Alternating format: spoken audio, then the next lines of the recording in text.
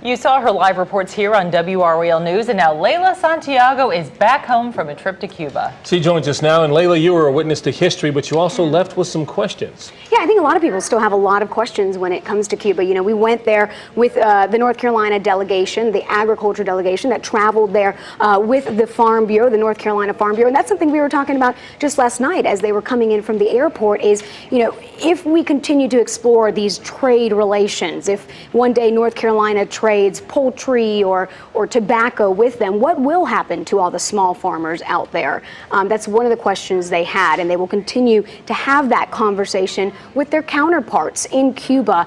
They met with many of them, not only in the farms, but also one-on-one in meetings. We had the opportunity to be there with them as we did that. Now, that also obviously not the only big event in Cuba that we were there for. We were also there for a big event when it comes to the Pope. The Pope was there first. The delegation came just days later. And, you know, one of the things that we made it a point to do was to go in with the Cuban people. The international press could go in on a bus together and be on the stage.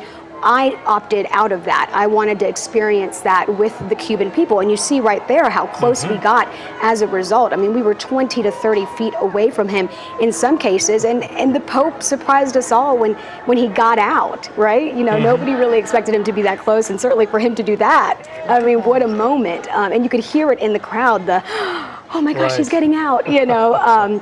So it was fascinating to be there and to be able to be there with someone from Raleigh and also the Cuban people. You know. Now, we were talking about this earlier, but what did you learn and what did you think about the Cuban people? Oh, I think they are incredibly kind.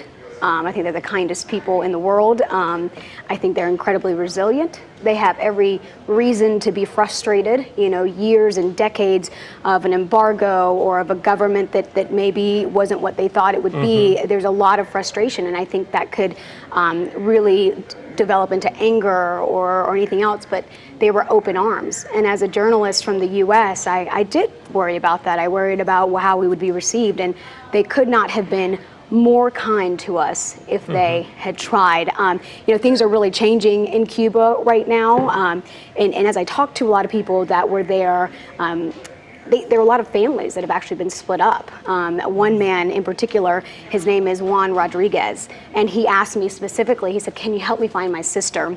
That's Juan right there, and his sister's name is Nori Rodriguez, and he hasn't seen her since she left in the 80s. She should be around 44 or 45 right now. But that was something we were asked a lot about. Now, right now, they do have Wi-Fi access in certain spots, not all, and because of that, maybe that's helping to link families. I mean, you see that's a Wi-Fi spot right there, and people are able to communicate with families as a result. That's something that just came up in the last few months. So things are changing, but I think it will be a very slow change, and we'll see what happens next. And some exciting change, too. Well, I can't wait to see your documentary when it comes out. Yeah, that'll be out later this month. We'll compile everything, all the work that we did there, and you'll be able to go inside Cuba with us later this month. I have another quick question. The relationship between these two governments is just beginning to thaw.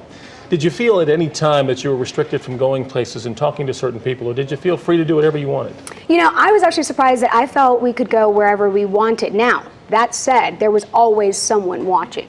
You know, police, not necessarily in uniform, but there's always someone watching you. And I think when people felt that, they were maybe a little more reserved. I actually talked to one of the prisoners released right before the Pope's visit, and he spoke openly, and then the moment he felt that somebody was watching, he, you know, didn't want to speak. There was fear. Yeah. All right, Leyla, very exciting time. Assignment of a lifetime. Indeed. We look forward to that documentary. Thanks, Leyla.